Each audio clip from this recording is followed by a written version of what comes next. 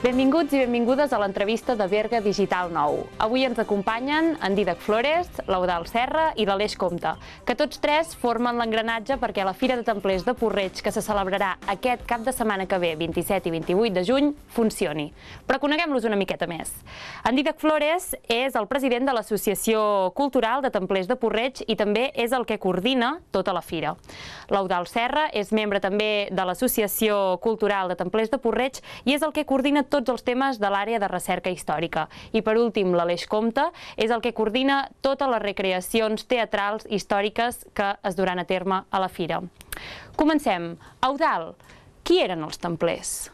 Abans de res, m'agradaria fer un petit incís. La fira és del dia 27 al 29, per tant, qui no tingui festa el dia 28 pot venir diumenge, dia 29, que també hi ha festa, també hi ha fira, la festa del solstici. Qui eren els templers? És una mica complicat d'explicar, però ens hem d'imaginar que a l'edat mitjana hi ha tres tipus principalment de persones. Uns són els nobles, els altres són la gent de l'església i finalment tindríem la resta de la població, que poden ser pagesos, artesans, comerciants, poden ser moltes coses. Doncs els templers, així com altres persones dels ordres militars, eren a la vegada monjos i cavallers. És a dir, feien les dues funcions, la de monjo i la de cavaller. Neixen totes aquestes ordres militars en el context de les croades, en el context de la recuperació de Terra Santa pels cristians i s'expandeixen a partir del segle XI per tota l'Europa occidental, fundant tota una sèrie de cases per recabar tota una sèrie de beneficis per poder-los invertir després en les campanyes de Terra Santa per recuperar aquests territoris altra vegada en els musulmans. Per tant, aquests eren els templers, uns monjos cavallers.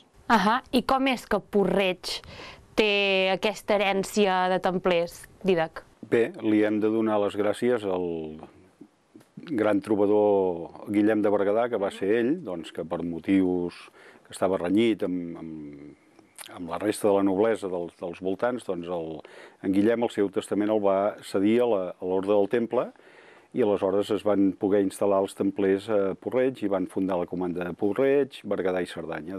Gràcies al Guillem, o sigui, diguem-ne que sense el Guillem no haurien estat, els templers no haurien estat a la nostra comarca. I això, els de Puig-reig, sempre n'heu sigut conscients que teníeu aquest passat templer? Bé, sí, potser n'hem sigut sempre conscients, però realment segurament no li hem donat mai la importància que tenia. Fins fa uns anys, que gràcies a un llibre d'una historiadora de Puig-reig, la Rosa Serra, i amb mossèn Viladés, que van començar a treballar en un llibre que es deia Aproximació a la història de Puig-reig, allà van començar, diguem-ne, va néixer l'embrió del que ara hem anat aprofundint. I llavors també hi ha els Diables del Cor de l'Infern, que van fer l'espectacle sobre el Guillem, l'herència dels templers, i la nostra associació, que és la que està portant més embranzida amb el tema aquest que ens ocupa. D'acord, doncs per tant sou una sèrie d'associacions que el que voleu és explicar a les persones de la comarca del Berguedà i de la resta de Catalunya qui eren els templers. Llavors, aquesta fira com sorgeix? Com decidiu començar a fer una fira que sigui només per parlar del passat templer que teníeu? Sí, aprofitant la festa del solstici, que per tothom és un moment important, no és el moment de recollir les collites, és un moment que a la vida de les persones és bastant canviant, i pels templers també tenia molta importància. En aquest moment nosaltres vam pensar de fer una mica de festeta i la vam fer una mica així molt modesta, vam començar senzills, i la part més important del que vam començar amb aquesta festa, que és la festa del solstici, que després hi vam incorporar al mercat, ara us ho explicaré, la part central de la festa per nosaltres era la iniciació, una cerimònia d'iniciació dels nous membres de l'ordre, de l'associació. Llavors ens vam donar compte que allò ja perseguia l'objectiu de donar a conèixer una mica el que era l'Orde del Temple i la presència dels templers a Puig-reig, però vam pensar que seria donar-li una mica més de força i identitat si fèiem acompanyada d'un mercat, i ens vam fixar una mica amb la Fira de l'Aixada de Manresa. Aquest format ens va semblar que seria molt interessant i, a més, al moment que porta gent i la gent s'hi pot integrar, pot participar en la festa, pot veure diferents escenaris, diferents espectacles, a més del mercat que li dona l'acaba de vestir una mica, doncs vam pensar de portar-lo cap a aquest terreny. I, de fet, al principi ho fèiem a la Casa de Periques, que va ser a l'últim lloc on els templers es van establir a Puig, després del castell. Didac, per la gent que no ho conegui, la Casa de Periques on està situada i què significa pels de Puig? La Casa de Periques està situada a la marge esquerra del riu Llobregat, s'entén marge esquerra aigües avall, i allà, doncs, els templers, quan la comanda de Puig, el castell se'ls va fer una mica petit, perquè van agafar molta envergadura, perquè, com hem dit, la comanda era Puig, Berguedà i Cerdanya, doncs aleshores ells van decidir construir una casa-fortalesa a l'altra banda del riu, amb el pont que el travessa, on feien pagar un peatge per travessar el riu. Llavors, aquesta casa va ser l'últim, diguem-ne, l'últim establiment on hi van residir els templers a Puig. Llavors nosaltres vam començar la festa aquí perquè ens semblava que era el lloc d'allò. Però al parlar de mercat i d'allò vam pensar que era molt més adient portar la festa cap dalt al castell, al nucli antic, i allà, per fer-hi una mica de mercat i una mica d'allò, li donava molta més força fer-ho al castell. I així es va començar la cosa. I aquesta ja és la 6a edició, que esperem que sigui reeixida com l'anterior, com a mínim. D'acord, la 6a edició, que espereu que sigui reeixida, però que de vegades potser ens trobem que hi ha molta gent, potser fins i tot de la comarca del Berguedà, encara que tingui més proper el sentiment templer o el passat templer, però la gent, per exemple, que són de la comarca del Bages o fins i tot del Barcelonès, com els hi expliqueu qui eren els templers si venen a la fira, per exemple, Eudald? Bé, el que intentem amb aquesta festa, en aquesta fira, és de retornar al poble de Puig el que havia estat en el segle XIII, que seria l'època d'esplendor dels templers, d'aquest ordre militar, i l'època en què es forma com a tal el nucli de Puig, quan es fortifica, quan es creen les 3 línies de muralles que donaran l'aspecte que actualment té el castell, tot i que el segle XX ha patit fortes modificacions. A partir d'una sèrie de visites que es fan a l'entorn del castell, començant per l'església romànica de Sant Martí del segle XII, que es conserva en perfectes condicions. Aquestes visites només les feu els dies que és de la Fira del Solstici o també ho feu... Aquestes visites es poden fer durant tot l'any, però prenen especial rellevància també durant la fira, degut a tot l'entorn que hi ajuda, no? Aquesta recreació històrica que es fa del segle XIII, on el poble torna en aquesta època, ajuda que, a més, les visites tinguin aquest plus d'interès. De totes maneres, la visita es pot fer durant tot l'any i poden contactar mirant a la web de l'Ajuntament, la gent es pot informar-se, i hi ha una direcció de correu que és visitapurreig@gmail.com, on la gent pot reservar les seves visites durant tot l'any. Si venen durant la festa del solstici, la visita és molt semblant a la que es fa la resta de l'any, varia una mica el format i bàsicament el que es fa és la visita a l'església, on es veuen les pintures d'època dels templers, es fa una visita dalt del castell i finalment també es visita el que se'n diu la Casa dels Templers, que és una casa iniciada a construir en aquesta època, però que es va modificant moltíssim al llarg del temps. Com pràcticament totes les cases són poc reconeixibles als seus orígens medievals, perquè sobretot en època moderna creixen moltíssim.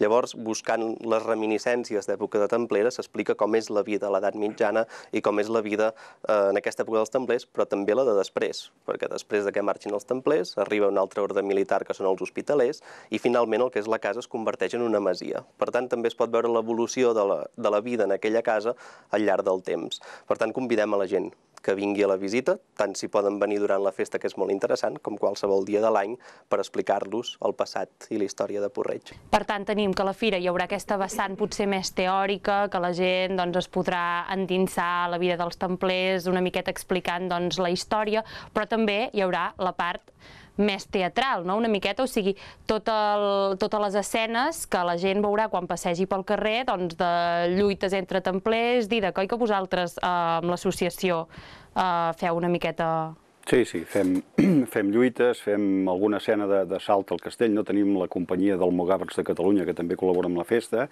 per tant llavors el que fem és algunes lluites entre el Mogàvers i templers, els uns defensant el castell i els altres intentant conquerir-lo per donar-li una mica més d'això que parlava l'Eudald, de transportar-nos una mica a l'època medieval, i això, unes lluites, on després fem classes d'esgrima, el que vulgui d'allò, també ensenyem com més o menys es lluitava, com es anava vestit, i una mica per situar la gent en context. I precisament, com que dèieu que us veu emmirallar una miqueta amb la Fira de l'Aixada, hi ha com un ambient del context d'això, dels anys 1230, 1300, i aquí és on hi entra l'Aleix Comte, que és una miqueta el que ha intentat ambientar tot Porreig, o el que intentarà ambientar tot Porreig, a la fira encara no ha passat, exacte, hi esteu treballant, perquè així sigui, no, Aleix? Sí, bé, quan vas a un espai i d'alguna forma busques la connotació amb l'objectiu de la transformació històrica, la principal eina de treball és la condició estètica d'aquella transformació, no? Llavors és on treballem principalment des de coordinació és amb establir una condició estètica de la pròpia fira, ja sigui a nivell d'espais recreats històricament, ja sigui amb ambientacions medievals o ja sigui amb una condició artística dramàtica, busquem aquesta transformació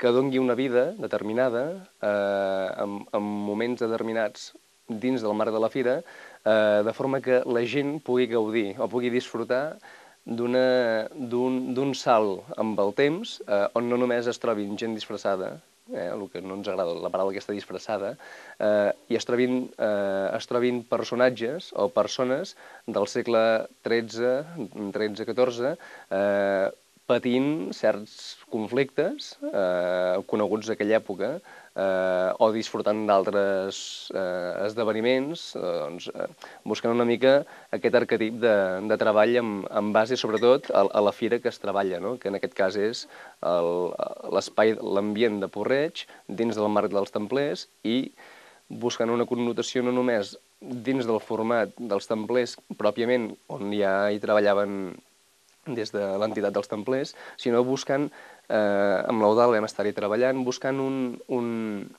uns estils de personatges menys coneguts, però que hi eren. Això és el que t'anava a demanar, Aleix. Si una família decideix venir a la festa del solstici, quins tipus de personatges es trobaran? Quins personatges hi havia a l'època? Amb quins personatges podran interactuar? Perquè suposo que també precisament el fet de ser teatre de carrer permetrà que l'actor pugui interactuar amb la persona que vagi a visitar la fira. La gent es trobarà amb el que hi havia aquella època, que era la pobresa. La gent veurà la pobresa com era aquella època, no com és ara actualment, sinó amb la transformació d'aquella època, i veurà la riquesa.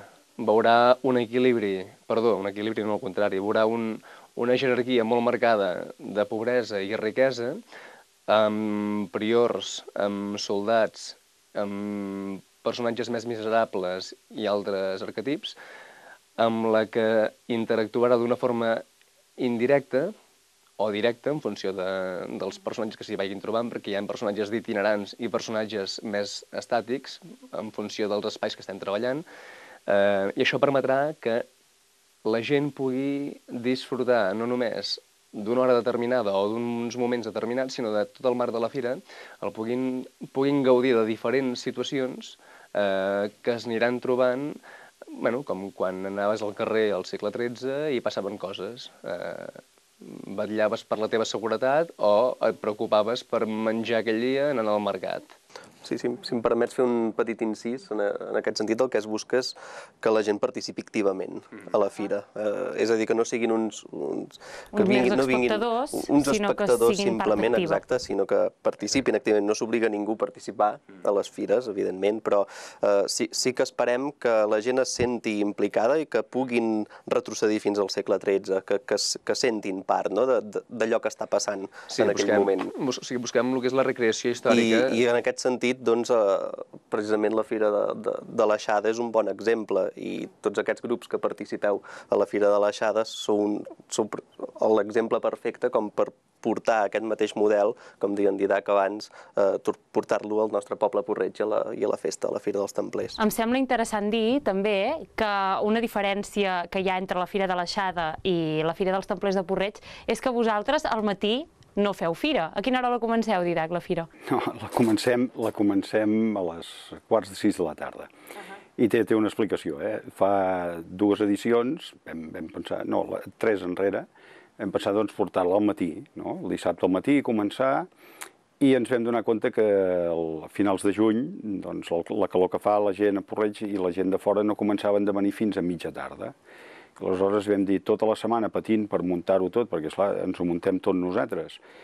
I anar, quan plegues de treballar, fins a les 10 de la nit cada dia, bueno, era un estrès terrible, no arribàvem, i el dissabte al matí, ens havíem de llevar superd'hora per deixar-ho a punt per les 10 i inaugurar-ho. I ens vam donar que, doncs això, que fins allà a les 5, les 6 de la tarda, doncs no hi va començar de venir gent. Llavors vam dir, doncs, bueno, potser que comencem més tard, cap a mitja tarda, i ho allarguem per la part del vespre, que així, quan fa fresca i d'allò, doncs la gent hi està perfecta. No? L'any passat ja ho veu fer i va tenir una bona resposta. La veritat és que estem molt contents, com us he dit abans, si tenim, o no sé si ho he dit, però en tot cas ho repeteixo, si tenim el mateix èxit de l'any passat, la mateixa afluència de gent, ens donarem per satisfets. Tant de bon vingui més. Un altre tema a destacar, el sopar. Organitzeu un sopar medieval. Expliqueu, què fa aquest sopar? Què fareu amb aquest sopar? Bé, amb aquest sopar nosaltres el que fem és tenim un servei de restauració. No? Que el sopar serà el dissabte 28. Sí, nosaltres el que vam fer el primer any, va venir una empresa d'aquestes que van pels mercats i tal, i la gent de Puig-reig doncs, no va quedar prou satisfeta i d'allò. I les últimes edicions doncs, nosaltres fem lo típic, no? Coem carn, botifarra, el que sigui, i ho servim nosaltres. I aquest any, comptant amb la col·laboració doncs, de l'Aleix i els companys de Ben Grillats, doncs ells van pensar tematitzar una mica el sopar i donar-li una mica més aquesta vessant una mica més medieval. Sí, fins i tot a l'hora de sopar que la gent se sentís part activa de la fira en qüestió. El que passa que esclar, l'espai no permet dir sopem de les 9 a les 10 i fem només aquell tros de temps amb una gent. No? A l'hora del sopar doncs, la gent es va sentant i es va aixecant a mida que van acabant. Per tant, l'estona del sopar pot durar 3 o 4 hores i amb gent diferent. No és un sopar tancat. Aleix, els mateixos personatges que ens trobarem durant el dia, durant la tarda, quan caminem, seran els mateixos que hi haurà al sopar? No exactament. No exactament. El que busquem dins del sopar medieval, nosaltres, com amb el company, amb el Nitac, nosaltres fem recreacions medievals dins del sopar medieval. Llavors el que busquem és, repeteixo, transformar el que era un sopar medieval del segle XIII. Llavors, com ho fem això?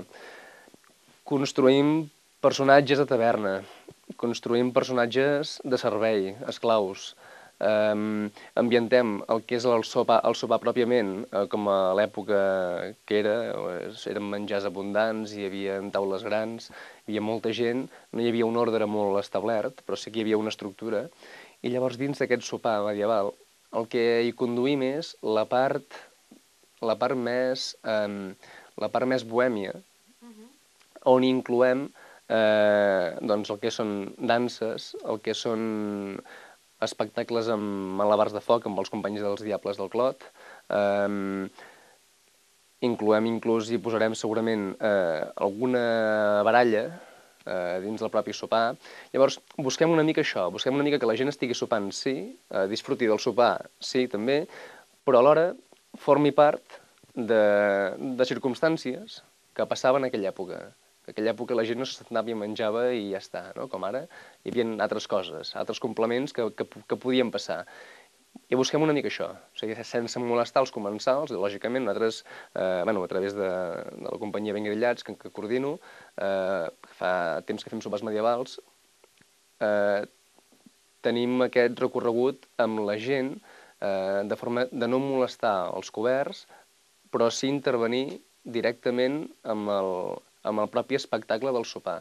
Llavors busquem això, ho transformem, ho traiem fora d'un espai tancat i ho portem en un espai més obert, en un espai de festa major, un espai, una plaça, que ens permet incloure-hi altres formats altres espectacles més de gran format, tipus col·laboracions amb diables o amb lluites medievals.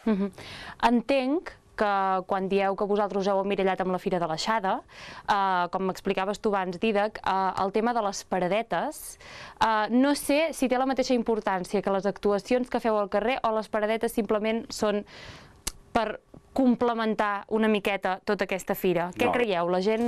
No, jo penso que tot té importància.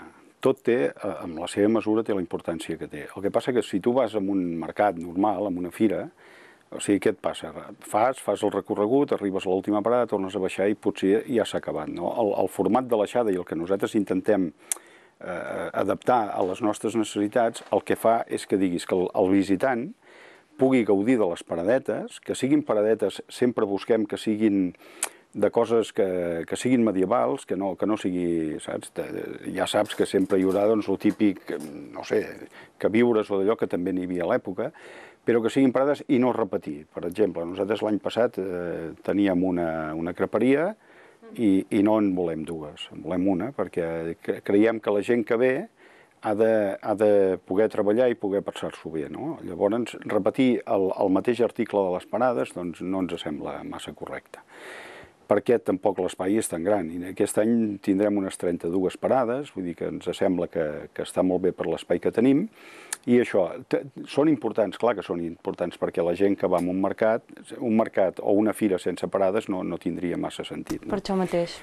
Són molt importants, però també ho és que el visitant pugui venir i dir, mira, m'hi passo tota la tarda i a banda de veure les parades i fer tallers, que hi haurà alguna parada que faran tallers per la quitxalla, també tenim jocs medievals també per la quitxalla, que això ja ho fem cada any, tenim o sigui, diferent oferta perquè el visitant pugui arribar a les 6 de la tarda i no hagi de marxar fins a la 1 de la nit o quarts de 2, havent repetit alguna de les coses que pot fer a la fira, no? Vull dir, aquest és el que nosaltres intentem. El cap de setmana començarà el dia 28, serà 28 i 29, però el 27 també serà com la cua del principi, o sigui, el cap, diguéssim, que començarà el cap de setmana. Què fareu el dia 27? Perquè el 28 comença la fira, però el 27, si ja ho enceteu, quines coses hi haurà el 27, Eudald?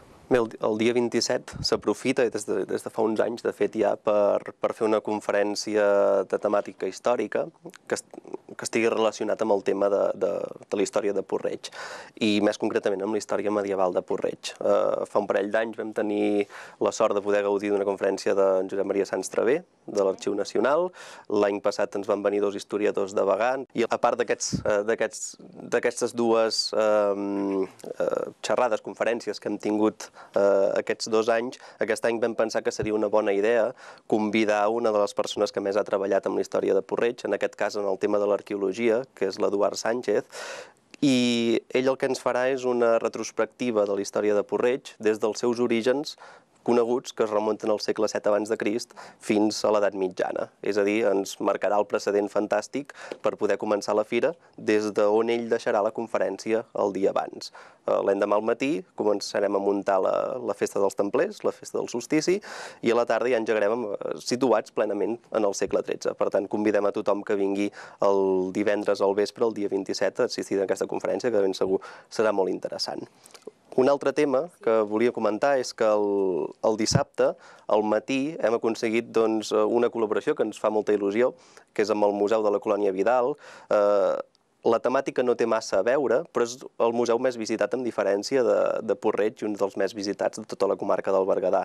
La col·laboració és molt interessant perquè el poble de Puig-reig ha estat sempre conegut com una terra d'obrers, no? I si el Didac em permet, perquè aquesta és una idea seva, Puig-reig ha de ser conegut com a terra de templers i d'obrers, no? A partir d'ara volem que sigui conegut com a tal, com a terra de templers i d'obrers.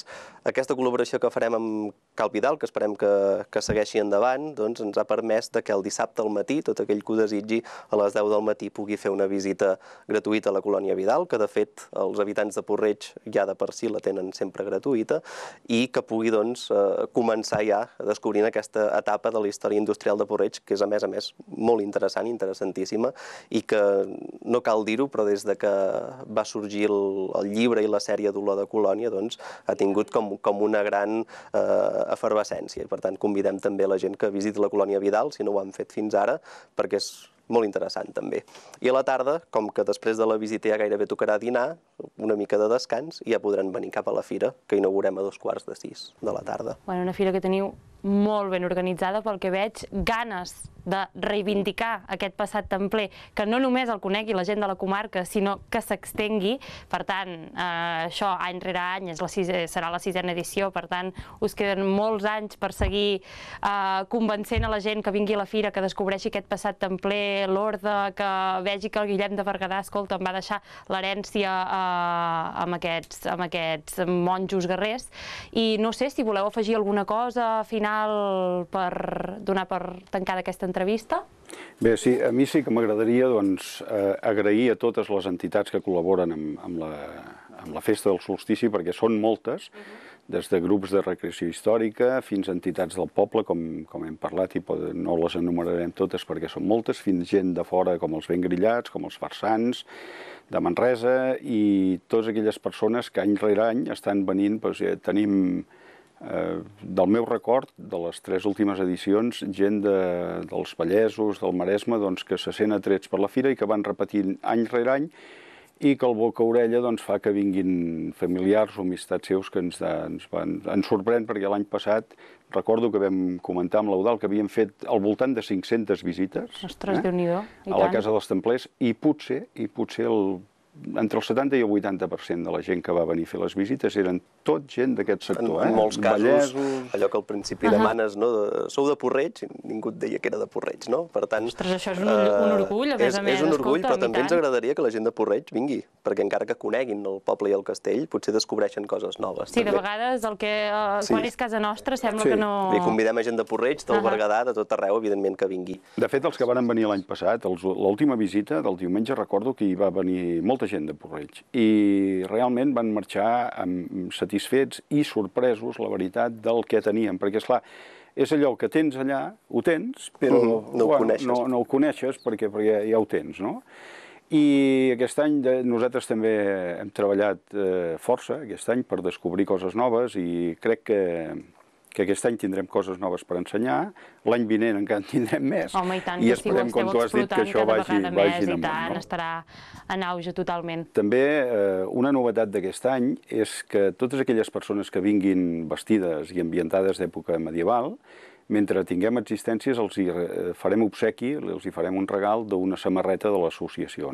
Allò que parlava abans l'Eudald, i amb l'Aleix també ho ha comentat, que intentem que tothom es fiqui de ple, se senti part activa, doncs nosaltres vam pensar què podríem fer, doncs mira, els regalarem una samarreta amb tots ells. Home, i tant, els regals agraden molt, per tant segur que tindreu molta gent. Creiem que és un al·licient. I tant, que és un al·licient. Per tant, convidem a tothom que vingui vestit, no disfressat, i ambientat a l'època medieval. Ara que diu això en Dídac, jo volia afegir només una cosa, que des de Grillats us agraïm molt